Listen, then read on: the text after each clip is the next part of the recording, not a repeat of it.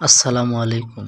আপনার আম গাছের মুকুল ঠিকমতো বেড়ে উঠছে না, আগেই ঝরে যাচ্ছে অথবা পোকামাকড়ের আক্রমণে নষ্ট হয়ে যাচ্ছে? চিন্তা নেই, আজকের ভিডিওতে আমরা জানব কিভাবে আম গাছের মুকুলের সঠিক পরিচর্যা করতে হয় এবং কোন ঔষধ ব্যবহার করলে রোগবালাই দমন করা যায়। আমাদের চ্যানেলে নতুন হলে সাবস্ক্রাইব করুন এবং ভিডিওটি লাইক দিতে ভুলবেন না।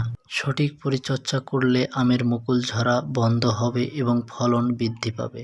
আমের মুকুলের উপর সাদা পাউডারের মতো আবরণ দেখা যায়, এটি আমের মুকুলের ছত্রাকজনিত রোগ। এই রোগের প্রতিকার করতে গেলে আপনাকে ম্যানকোজেব অথবা ট্রাইফ্লক্সিস্টোবিন স্প্রে করে দিলে এই রোগের প্রতিকার করা যায়। আমের মুকুল শুকিয়ে ঝরে যায়, এটি আমের মুকুলের একটি মুকুল ঝরা রোগ।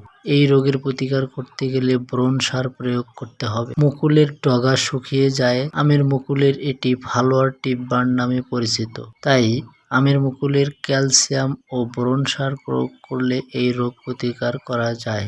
আমের মুকুল কুঁকড়ে যাওয়া থ্রিপস পোকার আক্রমণে আমের মুকুল কুঁকড়ে যায় থ্রিপস পোকার আক্রমণে এই রোগের প্রতিকার করতে গেলে অ্যাসিটামিপ্রিড স্প্রে করলে এই রোগের প্রতিকার করা যায়। আমের মুকুলের সঠিক বৃদ্ধি নিশ্চিত করতে এবং পোকামাকড়ের আক্রমণ হতে রক্ষা করতে কীটনাশক ও ছত্রাকনাশক ব্যবহার করা হয়।